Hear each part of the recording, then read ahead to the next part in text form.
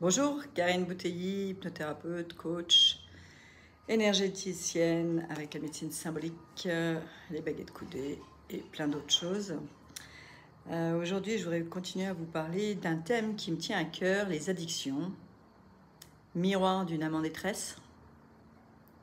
L'addiction peut être vue comme un appel de l'âme en détresse, un signal de souffrance enfouie qui cherche à se faire entendre par des comportements en général répétitifs, compulsifs et souvent destructeurs. Si je vous en parle, c'est parce que j'ai beaucoup été entourée dans ma famille, mais aussi mon ex-mari, certains compagnons, de ces addictions qui peuvent vraiment détruire une vie, peuvent détruire une relation, que ce soit la relation d'entourage ou sa propre vie.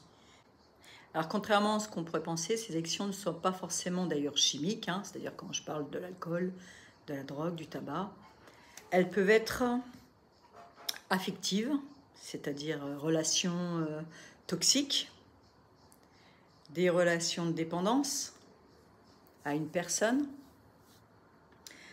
Cela peut être aussi des addictions comportementales comme travail excessif, sport extrême, une sexualité compulsive, des achats compulsifs, de l'auto-sabotage, de la maniaquerie, des tocs, etc. Elles peuvent être aussi émotionnelles, c'est-à-dire ce besoin d'être aimé à tout prix, la peur de l'abandon, la recherche de reconnaissance, une soumission extrême. On peut le voir, toutes ces addictions en fait comblent quelque chose, répondent souvent à des blessures émotionnelles constituées, apparaissant dans l'enfance.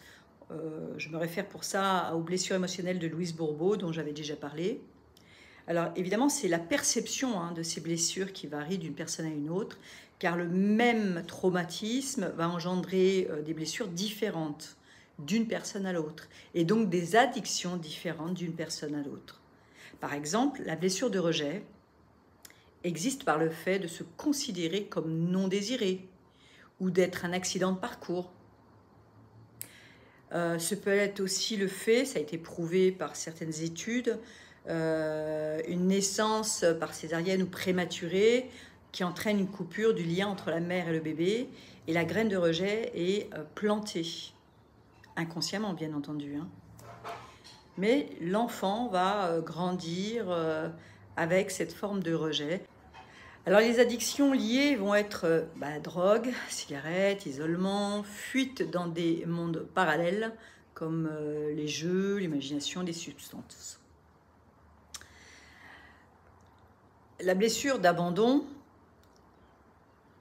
là, c'est plutôt un sentiment de rupture affective qui est par exemple la mise en couveuse ou alors une carence maternelle-paternelle, c'est-à-dire des parents pas assez présents, vont créer une dépendance affective et un besoin excessif d'amour ou de compagnie. La solitude sera complètement impossible, voire paniquante. L'addiction, alcool ou boulimie, qui vont permettre de compenser ce manque d'amour. Quant à la blessure d'humiliation, c'est-à-dire ce sentiment d'être rabaissé dans son corps ou dans ses besoins, d'avoir honte de son physique, entraîne la compensation, là aussi, par la boulimie ou encore, mieux, les addictions sexuelles. Quant à la blessure de trahison, elle entraîne la perte de confiance et un besoin de contrôle excessif, du coup, une dépendance au pouvoir, à la domination, mais aussi beaucoup d'auto-sabotage. Dans les cas extrêmes, les addictions peuvent être donc l'alcool, la drogue, les jeux sexuels. La blessure d'injustice est ressentie comme un manque de reconnaissance de ses efforts et de sa personne. C'est être ignoré, oublié, invisible par ses parents ou son entourage. Elle entraîne donc le perfectionnisme, l'excès de travail, le bon élève, le bon employé, mais aussi la rigidité. Les addictions communes à cette blessure d'injustice seront le développement de relations sociales à outrance pour se faire accepter et pour compenser le vide existentiel de non-existence. La personne va aussi chercher à tout prix le sens et fuira dans un monde beaucoup plus spirituel, à l'extrême, ou encore dans les drogues hallucinogènes, et dans une moindre mesure la cigarette, bien entendu, qui sont des évaporations. En dehors de ces blessures ressenties, des comportements subis développent aussi des addictions. Par exemple, une oppression, un contrôle excessif, être enfermé dans un carcan familial, social ou religieux va entraîner une rébellion toxique, une dépendance à la liberté ou à la transgression. Et donc, l'enfant ou le jeune adulte va, pour choquer, va partir sur l'alcool ou les drogues notamment. Nous pouvons aussi retrouver des blessures karmiques avec ces addictions. Et elles sont souvent, évidemment, donc, issues de vies passées ou encore d'héritages transgénérationnels qui peuvent donc conditionner forcément l'âme à revivre certains schémas jusqu'à leur libération. Exemple de blessures karmiques liées aux addictions. Alors, par exemple, les blessures karmiques vont être du type vœu de pénitence, qui entraîne donc la mortification, mais donc l'autopunition, avec comme conséquence le rejet du plaisir, l'anorexie, l'ascétisme, le refus du corps. Donc ça peut être aussi la scarification à outrance. Un abus de pouvoir dans une autre vie laisse une trace de culpabilité inconsciente et entraîne l'autodestruction, le sabotage, les addictions violentes, l'alcool, la cigarette. La perte tragique d'un être aimé engendre la peur de l'attachement et entraîne donc des relations multiples, une insécurité affective ou alors, à l'opposé, une dépendance affective. Des expériences de trahison, une vie de trahison liée à la manipulation engendre la peur d'être à nouveau manipulé ou devenir manipulateur soi-même et entraîne la dépendance affective là aussi.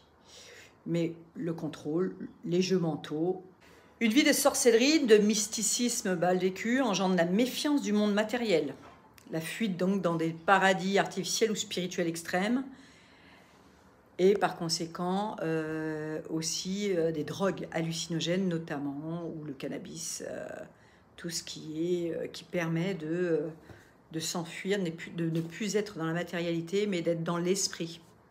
Mais sauf que l'esprit est confus. Nous retrouvons la même chose de cette forme d'addiction quand on a été persécuté, soit socialement, soit religieusement. Il peut y avoir donc des mémoires de peur collective. Et l'âme va devenir donc hyper vigilante et elle va être addicte à sa sécurité, mais aussi au pouvoir. Des expériences de soumission forcée, esclavage, servitude, va entraîner des colères aussi, des désirs de revanche, avec des addictions donc sexuelles ou au pouvoir pour regagner la maîtrise. Enfin, les blessures transgénérationnelles. Donc, comme je l'ai vu, cela peut être aussi quelque chose que l'on a hérité, mais ça va être du même genre. Et là, nous allons avoir des traumatismes non digérés, guerre, exil, inceste, faillite, des secrets de famille, enfants cachés, viol, avortement, non reconnus, des loyautés invisibles. Là, on répète l'addiction d'un parent, par exemple, pour appartenir au clan, à la famille. Exemple, une grand-mère alcoolique non assumée, un petit-fils alcoolique malgré une éducation stable. Alors, pour guérir, déjà, il faut prendre conscience de ces addictions, se faire aider, car on ne sort pas seul d'une addiction, ce n'est pas vrai. J'en ai moi-même fait l'expérience, alors pas moi, mais ma famille, mon ex-mari et d'autres compagnons notamment. Alors beaucoup l'alcool chez moi, dans mon transgénérationnel et dans mon karmique aussi. Il y a eu aussi beaucoup de drogue. Et il est vrai qu'on ne peut pas, il faut bien comprendre, on ne peut pas sauver les personnes à leur insu, si je puis dire. C'est un déclic qui doit être fait. Et pour guérir, il faut déconstruire le lien, en fait, entre la blessure et l'addiction. Il faut aller chercher d'où vient cette blessure. Est-ce qu'elle est dans cette vie? Est-ce qu'elle est dans une vie passée? Est-ce qu'elle appartient à nos lignées, à notre transgénérationnel? Eh bien, c'est ça qu'il faut aller chercher. Si vous avez ce type de problématique, grâce aux baguettes coudées dont j'utilise par exemple, ou même l'hypnose, on peut faire remonter l'inconscient. Alors, il y a plein de techniques aujourd'hui, mais tout ce que je peux vous dire, si vous avez ce type de problème, ou si vous avez autour de vous quelqu'un qui a ce type de problème, c'est de lui suggérer de se faire de toute façon aider, et de faire, pourquoi pas, cette démarche. Voilà. Je vous remercie encore pour votre écoute. Je vous dis très belle semaine. Moi, je vais partir exceptionnellement une semaine là, faire un jeûne. Donc, c'est mon premier jeûne. Je vous en parlerai. Je ferai une vidéo sur le jeûne, ce que cela m'a apporté et ce que j'en aurais appris. Voilà. Je vous remercie beaucoup. À très vite. À très bientôt.